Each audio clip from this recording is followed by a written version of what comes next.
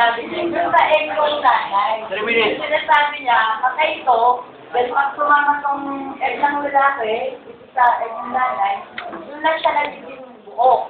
Ang kwento dito, yung egg ng nanay, meaning, nasa babae na yun.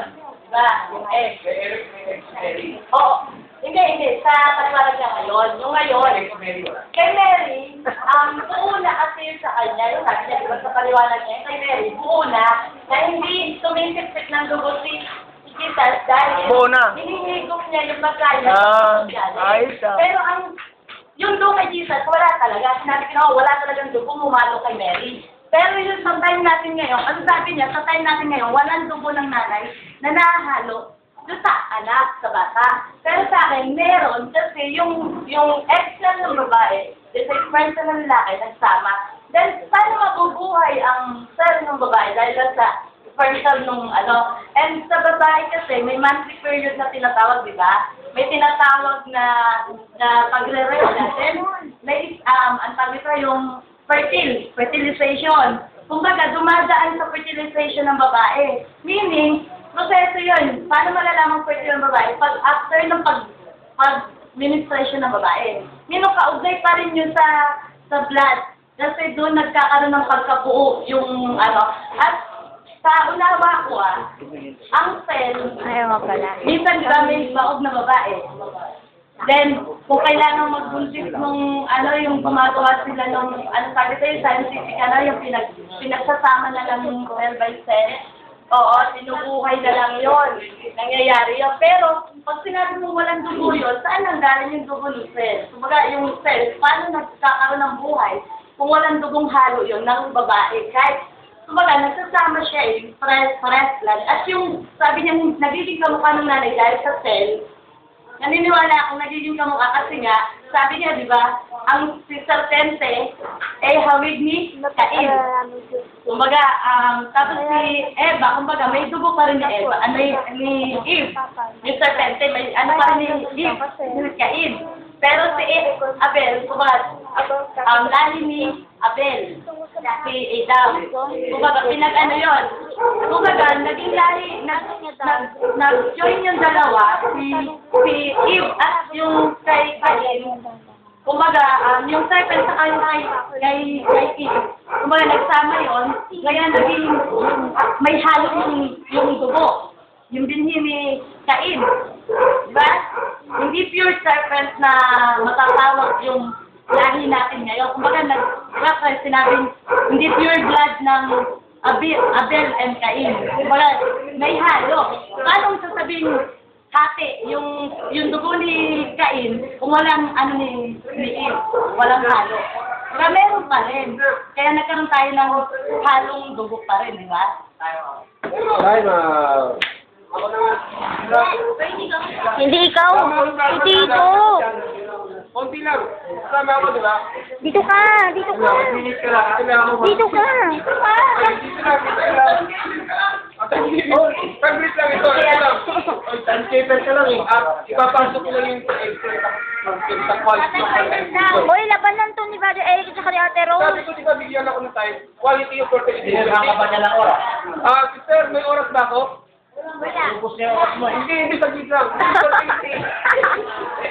Yan na yung tagal. Kaya minsan, kailangan ko kasi ito sa population education na nagsabi ako eh.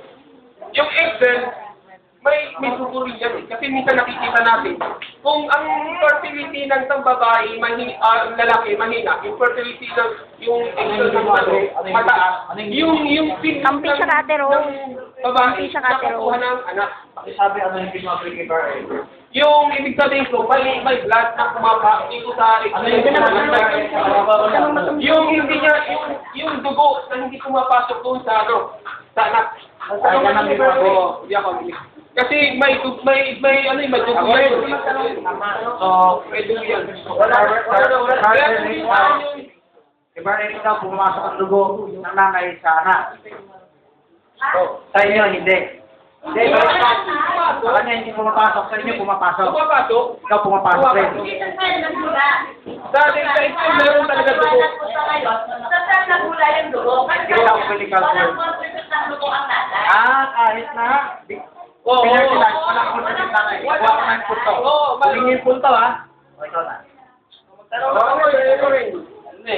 Meron pa? O, isa, last. So, yung egg, para siyang, yung lampara.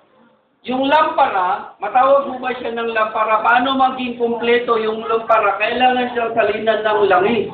Doon pa siya mabubuo, matawag mo siya Lampara. na lampara. Tulad din itong egg, ito'y lagayan lang.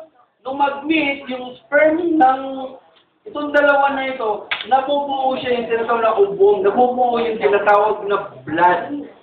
Doon pa mag-i-start. Kaya ang contribution ng ano yung egg, wala pang sa akin yung wala pang blood. Sa starting yan, wala pang blood. Lalo na dito sa nutrients. Kasi ang karamihan, dito sa yung tinatawag na yung sinisip niya, saan ba sumisip ang bata? Sa nanay. At dumadaan sa tinatawag na placenta. So, dito, may silang. Wala pang blood yan. Wala. Nabubuo lang yung ano, nung mag-meet na yung dalawa. Yun. Tatapos ng oras? Ang akin, sabi niya, ito raw cell ng babae, ito raw cell ng babae, pag sumama sa lalaki, yung sa lalaki dito naglilimlim, kailangan ano. Pero ang alam ko kasi, ang limliman ng cell parehas, yung bahay baka ng nanay. Kumbaga, may bahay bata ang nanay, pag nagsama yung parehas cell, doon maglilimlim yung bahay bata. Doon lalaki yun. May sarili siyang limliman, kumbaga. Okay. Yung naman, ayan naman na natin sa mga manok dito. Yung dito, may dugo ito nakapasok. Kasi ito napag-aralan ko sa population education, mayroon talaga siyang dugo. Kung bakit natasabi may kamukha ng nanay, kasi yung high fertility quality ng dugo na nagmumula sa egg cell, nakukuha kahit galing yung sa nanay. Kung minsan, ay, itong anak ko ay kamukha sa akin, at sa lalaki ay kamukha ito. Yung fertility quality na-depend sa fertility ng lalaki o sa babae. Kaya nasasabi ko yung dugo ng babae na nakukuha ng anak dahil sa high quality of fertility na nakuha sa dugo ng galing sa babae. Yun ang nakuha ko sa package. Tayo na. Oo, tignan mo nila.